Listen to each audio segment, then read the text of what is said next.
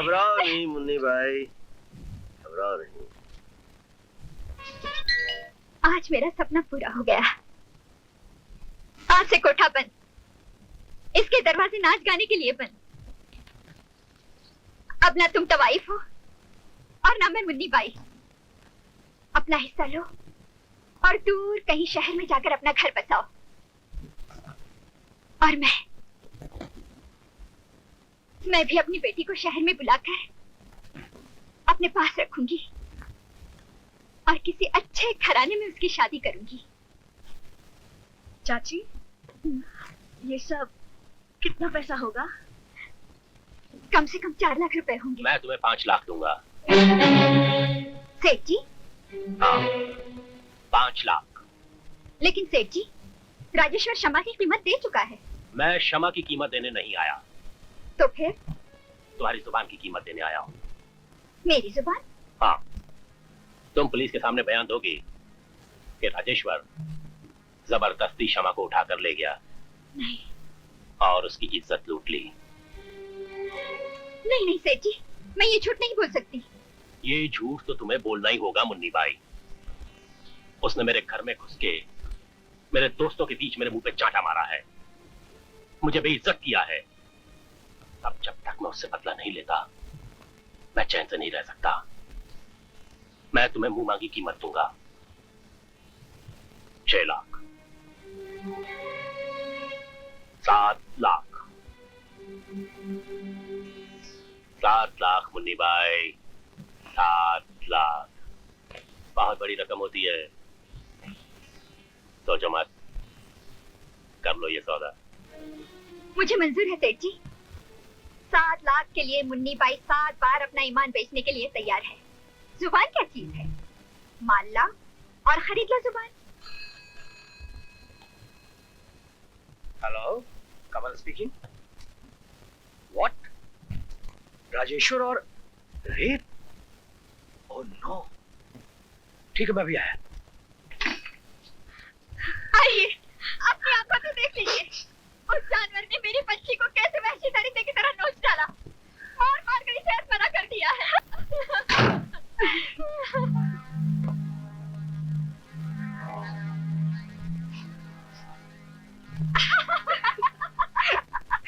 कमल साहब, इस रिपोर्ट से साफ जाहिर होता है कि क्षमा की इज्जत लूटी गई है, उसके साथ बलात्कार किया गया है।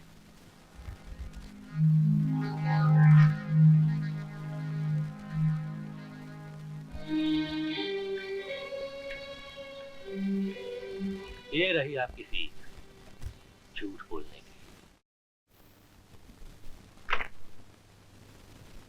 कौन? कमल, खड़ा रहा अंदर आ। क्या बात है? क्या हुआ? आज तेरे चेहरे का अंदाज कुछ बदला हुआ है। खैरियत तो है? खैरियत ही नहीं है। ऐसी बात नहीं करते, हम तो हमेशा तुम्हारी खैरियत की दुआ करते हैं यार। मैं मजाक नहीं कर रहा हूँ। मैं भी मजाक नहीं करता। अरे भाई, ये मजाक खुशी को तलाक दिए हुए तो बरसों हो गए हैं। राजेश, तुम्हें मेरे साथ चलना होगा। कहाँ? Police station. क्यों भाई? तुम्हारी गिरफ्तारी का वारंट अपने साथ लाया। कमल, तुम पहले पुलिस ऑफिसर हो जिसने राजेश्वर की चौखट पर खड़े होकर वारंट की धमकी देकर उसे गिरफ्तार करने की बात की है। मैं धमकी नहीं दे रहा हूँ, वाकई तुम्हें गिरफ्तार करने आया हूँ। अच्छा, लेकिन किस जुर्म में भाई? एक लड़की की इज्जत लूटने के जुर्म में। लड़की की इज्जत लूटने के जुर्म? तुम क्षमा नाम की एक लड़की को उसकी मर्जी के खिलाफ उठाकर यहाँ लाए और उसके साथ तुमने जबरदस्ती रेप। रेप? कौन कहता है? लोग कहते हैं, क्षमा कहती है। लोग झूठ बोलते हैं, क्षमा बकवास करती है। कमल, मैं इसी वक्त क्षमा से मिलना चाहूंगा। बहुत देर हो गई राजेश। तुम्हारा और क्षमा का सामना होगा तो सिर्फ अदालत में, वकीलों के सामने, जज की मौजूदगी में। तुम जाओ यहां से, चले जाओ। तुम नहीं जानते तुम्हारा और मेरा रिश्ता क्या है। रिश्ते की परवाह करके कमल आज यहां से चला गया तो दुनिया में दोस्ती का रिश्ता हमेशा हमेशा के लिए बदनाम हो जाएगा। मेरे पास इस वक्त सिर्फ दो ही रास्ते हैं। या तो मैं अपनी वर्दी उतार कर इस ओहदे से इस्तीफा दे दूं, या फिर तुम्हें गिरफ्तार करके अपने साथ पुलिस स्टेशन ले जाऊं। फैसला करना तुम्हारे हाथ में है दोस्त। ठीक है, तुम्हारी इज्जत की खातिर, दोस्ती के मान के लिए मैं तुम्हारे साथ चलने के लिए तैयार हूं, लेकिन एक बात का ख्याल रखना, अगर कानून ने मेरे साथ नाइंसाफी की, उसके जिम्मेदार तुम होगे। अगर तुम बेगुनाह हो तो कानून तुम्हारे साथ जरूर इंसाफ करेगा, ये मेरा वादा है। ठीक है, मैं अपने आप को कानून के नहीं बल्कि तुम्हारे वादे के हवाले करता हूं, इस यकीन के साथ कि तुम अपने वादे का पास रखोगे।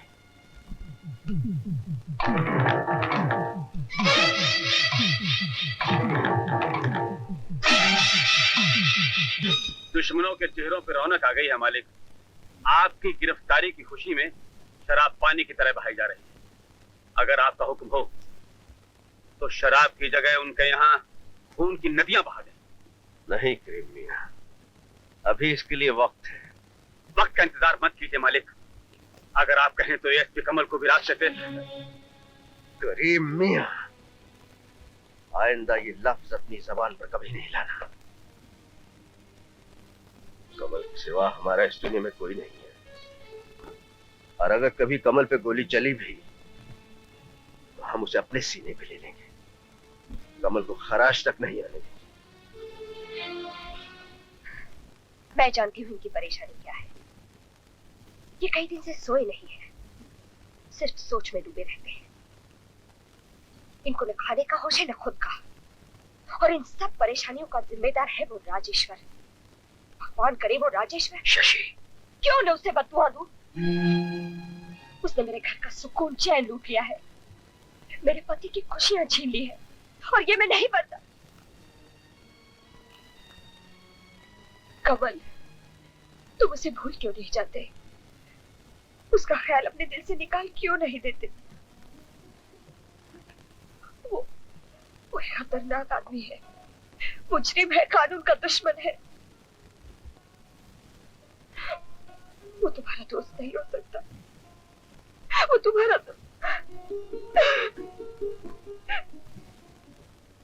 मुजरिम माँ के पेट से पैदा नहीं होता, लोग बना रहते हैं उसे।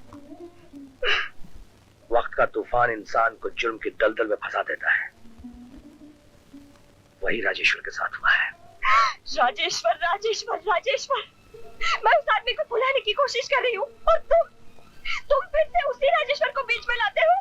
हाँ, मैं राजेश्वर को बीच में लाता हूँ और हमेशा लाता रहूंगा। मैं जिंदगी भर राजेश्वर को नहीं भूल सकता, मरते दम तक नहीं भूल सकता हूँ शशि। मेरा रोम रोम राजेश्वर के एहसानों का कर्जदार है। आज कमल की सोसाइटी, समाज में जो इज्जत है, उस इज्जत की पेड़ को राजेश्वर ने सींचा है। मेरे कॉलेज के दिनों में उसने अपनी मेहनत से कमाए हुए पैसों से मेरी फीस भरी। खुद भूखा रहता लेकिन मेरे लिए किताबें खरीद कर लाता। मैंने इम्तिहान दे दिया और बाद में लोगों ने मुझे बताया कि फीस भरने के लिए उसने क्या कुछ नहीं किया, क्या तकलीफें नहीं उठाई। उसने मुझे तरक्की के मैदान में आगे बढ़ा दिया और खुद पीछे रह गया। कमल एक पुलिस ऑफिसर बन गया। उसने मुझे वर्दी तो पहना दी, मगर वक्त ने उसे मुजरिम का लिबास पहना दिया। अगर उस दिन राजेश्वर ने मेरे लिए कुर्बानी ना की होती तो हो सकता है शशि, आज राजेश्वर कमल की जगह होता और कमल मुजरिम बनकर जेल की सलाखों के पीछे सड़ रहा होता। इसलिए मैं तुमसे रिक्वेस्ट करता हूं, हाथ जोड़कर प्रार्थना करता हूं कि कभी भूल कर भी राजेश के खिलाफ एक लफ्ज भी मत कहना।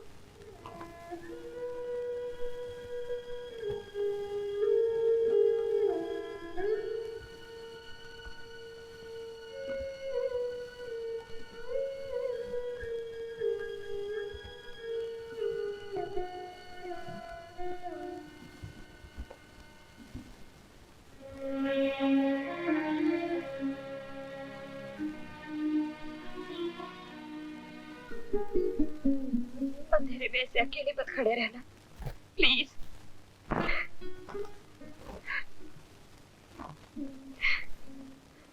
कमल, मैं तुम्हारी पत्नी हूँ। जिंदगी के हर कदम पर तुम्हें सुखी देखना चाहती हूँ। अगर दुख का मौका आए भी तो तुम्हें दुख का एहसास न होने दूं। लेकिन आजकल तुम खोए खोए से रहते हो। मैं तुम्हें जितना करीब लाना चाहती हूँ उतने ही तुम दूर चले जा रहे हो।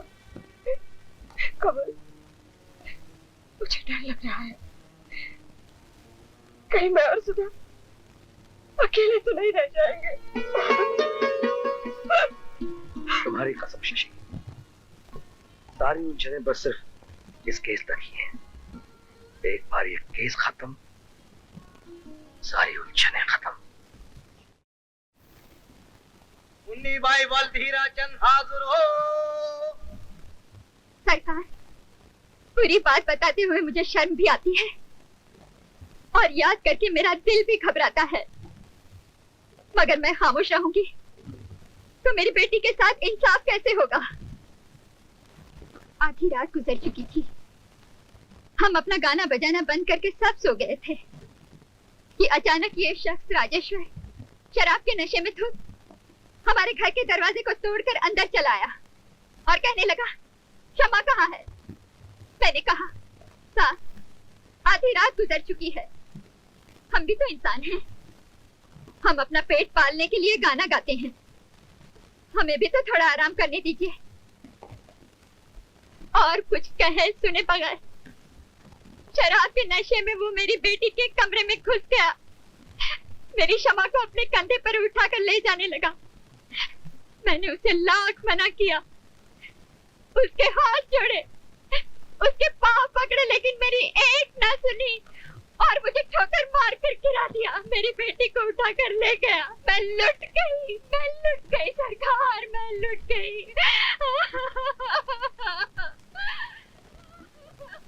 रात काफी गुजर चुकी थी।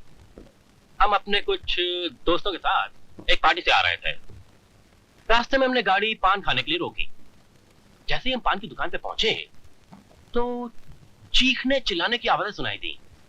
हमने क्या देखा कि यह शख्स नशे में धुत अपने कांधे पे एक लड़की को जबरदस्ती लिए जा रहा था।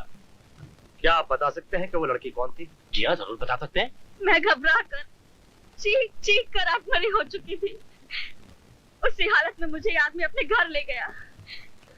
घर ले जाकर उसने मुझे पटक दिया, मुझे मारा और मेरे साथ। क्या किया तुम्हारे साथ? बोलो। मुझे इस वहशी दरिंदे ने बेइज्जत कर दिया और मेरी इज्जत लूट ली।